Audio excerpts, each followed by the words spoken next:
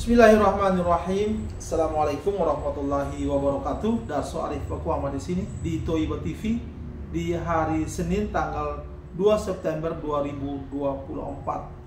Untuk yang kesekian kalinya, kali ini saya memberitakan lagi soal dugaan penipuan investasi perumahan yang dilakukan oleh CV Keisa Al-Mansur dan pemiliknya yang bernama Haji Amanah atau Arab di Cipondoh, Tangerang. Kasus ini menarik karena belakangan mencuatkan nama Yusuf Mansur ada dalam pusaran dugaan penipuan ini. Kali ini saya kembali mau menghadirkan dua lagi korban investasi perumahan tersebut, yakni Ibu Asri dan Ibu Laila. Kedua ibu ini adalah buruh pada perusahaan swasta dan juga guru pada sebuah lembaga kursus kecil. Hari Kamis tanggal 29 Agustus yang baru lalu, kedua ibu ini dimintai keterangannya oleh penyidik di Polda Metro Jaya terkait dugaan penipuan ini. Tentu saja mereka didampingi oleh kuasa hukum mereka, yakni Pak Zeni Mustafa dan Sudaryanto. Saudara-saudara, yang ingin saya katakan di sini adalah menyakitkan begitu orang yang mana adalah pegawai kecil pada perusahaan kecil umpamanya yang menabung bertahun-tahun dengan niat untuk mendapatkan sebuah rumah. Ketika uang muka mereka bayarkan, ternyata uang mereka menguap begitu saja karena yang menerima uang perusahaan yang mengaku akan membangunkan rumah kepada mereka dan pemiliknya menghilang begitu saja. Perasaan menyakitkan berikutnya akan pasti timbul karena mereka tahu bahwa ternyata Yusuf Mansur muncul dengan janji akan menyelamatkan uang mereka. Namun apalacur uang mereka tidak pernah dibayarkan oleh Yusuf Mansur sesuai dengan janjinya. Adalah lebih menyakitkan lagi begitu mereka mengetahui bahwa antara pemilik perusahaan dan Yusuf Mansur itu ada hubungan istimewa, hubungan pertemanan dan hubungan kerjasama yang lainnya.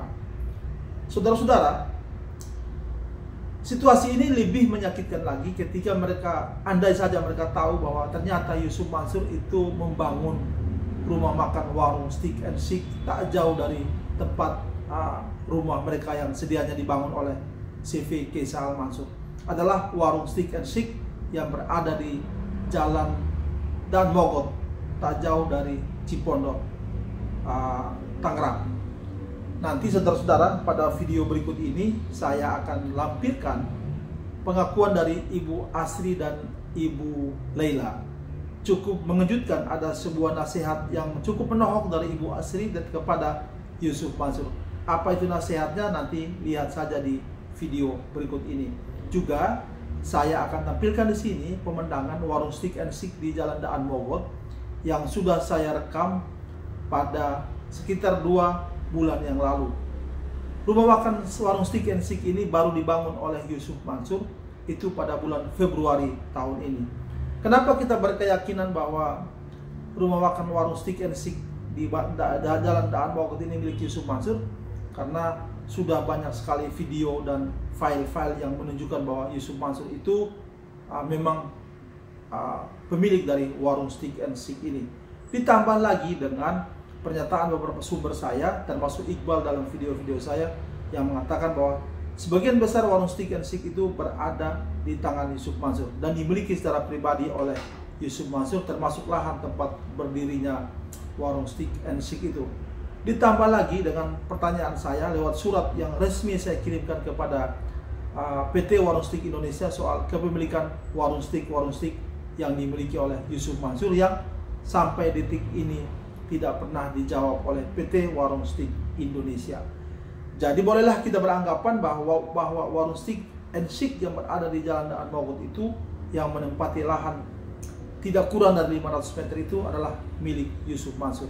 Dengan demikian kita bisa bayangkan berapa banyak atau berapa miliar uang yang Yusuf Mansur keluarkan untuk berbisnis warung Steak and Shake ini, sementara uang dari korban Keisa Al-Mansur yang jelas-jelas disanggupi oleh Yusuf Mansur untuk mengembalikannya tidak pernah terrealisasi.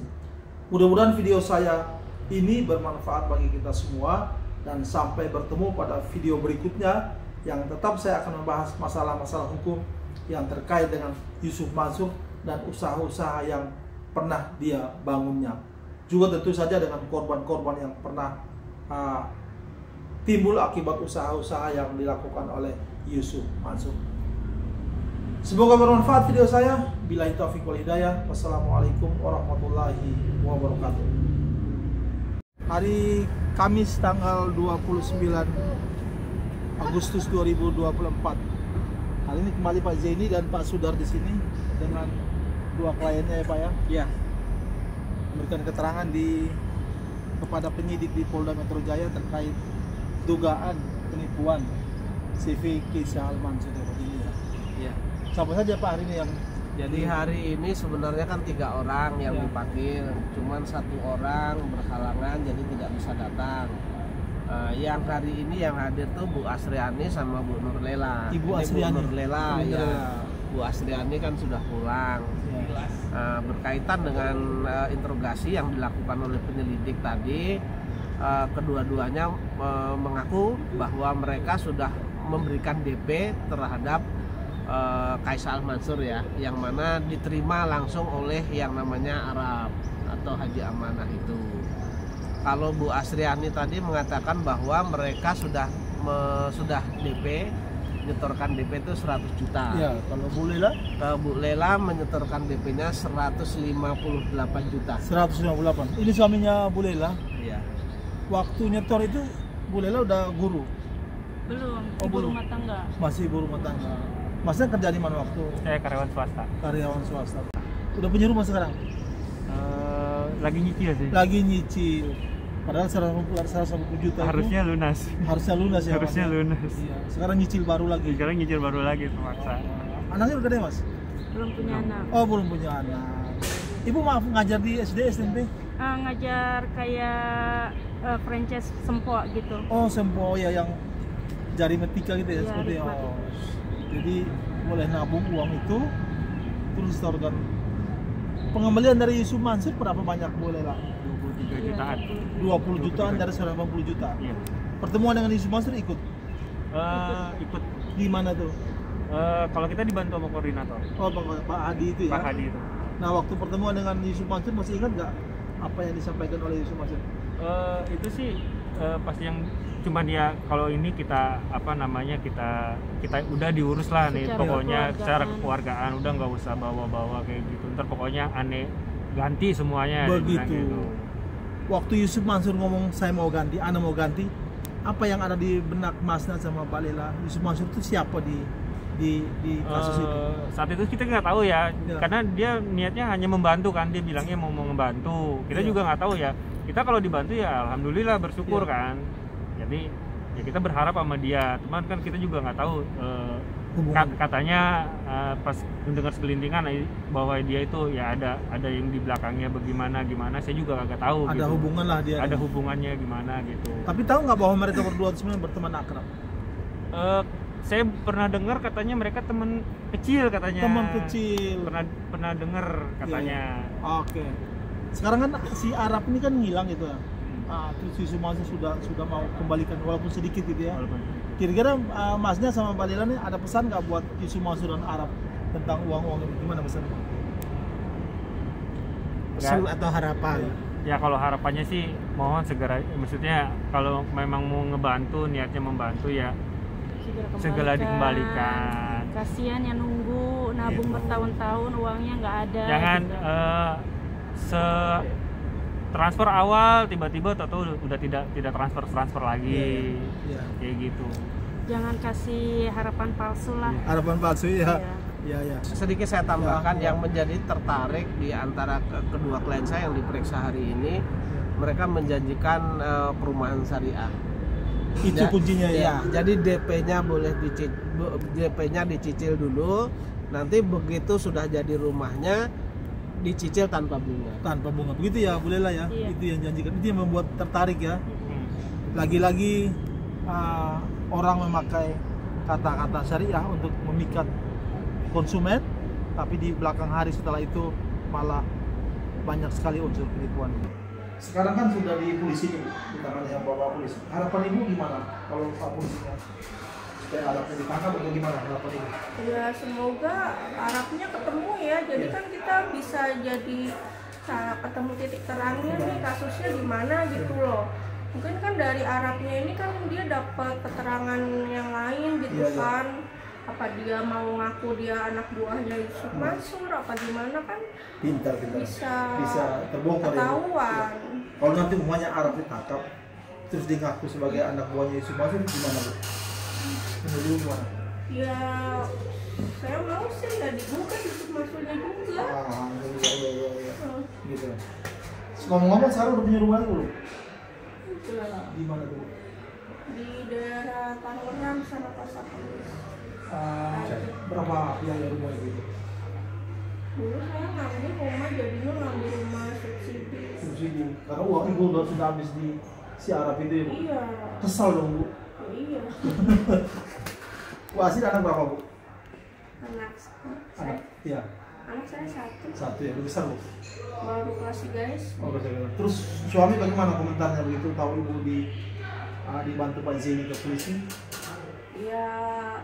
Ya seneng lah, maksudnya kita bisa ada ikhtiar nggak usaha buat nemuin kasusnya ini sampai gimana gitu, daripada kita diem aja kan nggak ketemu kan ujungnya gitu. Iya pintar. Jadi kalau kita diam aja uang kita udah pasti hilang. Kalau kita ikhtiar kan semoga ada hasilnya. Kalaupun nggak ada hasil yang penting kan sudah ada ikhtiar gitu. Ibu kira-kira ini kan Yusuf Mansur sama Arab kan nonton videonya nih. Kira-kira Bu Asri apa pesannya ke Arab dan Yusuf Mansur? Pesannya apa Bu? Ya untuk Yusuf Mansur ya kalau misal penipu gitu ya. Jangan ngaku-ngaku ustadz. Kalau penipu ya udah penipu aja gitu. Jangan, di dunia ini tuh nggak ada yang kekal gitu. Di dunia ini tuh cuma mikirin materi. Materi itu uang tuh nggak bakalan dibawa mati. Coba dipikirin akhiratnya tuh Yusuf Mansur. Nanti hisapnya berat loh. Masya Allah. Gitu ya. Kalau berjanji mau kembali malah lagi beli ya. Dan Ibu Asri ini sempat curiga yang sama mereka berdua ini memang ada kerjasama gitu ya Bu ya? Ya mungkin. Kalau misal nggak kerjasama ya ngapain itu dia mau ganti? Arabnya hilang gitu. Iya. Arabnya kenapa diumpetin, disembunyikan sama dia, terus kenapa dia juga mau ganti gitu. Yang katanya tapi dia bilangnya sedekah, bukan ganti. Kata Yusuf Mansur? Iya. Pokoknya itu dia ganti uang DP itu tuh bilangnya sedekah, kepala korban. Jadi itu seakan-akan tuh dia nggak ada hubungan sama Arab. Tapi kan nggak mungkin juga dong dia sedekah tanpa ada hubungannya sama Arab gitu. Betul.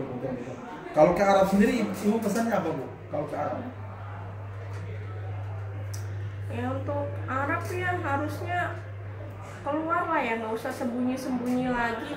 Itu sekarang banyak kok, korbannya udah banyak gitu ya. Itu mau diapain gitu loh. Itu hidup ngumpet-ngumpet juga nggak bakalan berkah. Itu anak istrinya juga kan harusnya malu. Iya. Kasihan ya Bu. Itu pesan Ibu Asri untuk Arab sendiri dan Yusuf Mansur. Luar biasa Ibu ini pesannya. Assalamualaikum warahmatullahi wabarakatuh. Hari Sabtu tanggal 22 Juli 2024. Saya baru saja ketemu satu lagi korban CVK Sal Mansur. Saya bertemu dengan suami istri ini di bilangan Daan Bogor, Jakarta Barat, arah Tangerang. Kebetulan di sekitar sini ada lagi warung steak and shake yang baru dibangun 5 bulan terakhir ini, tepatnya di dekat flyover Gresik, tak jauh dari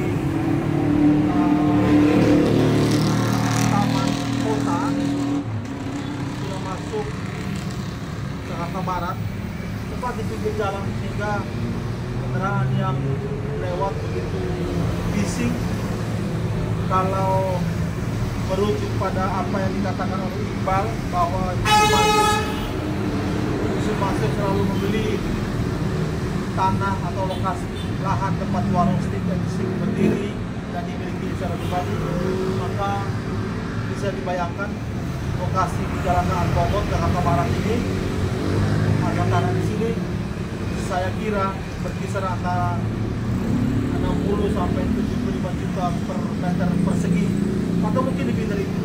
Maka bangunan dan lahan yang ada ini lebih dari 500 meter, bahkan mungkin sampai 1000 meter persegi, kurang lebih seperti itu.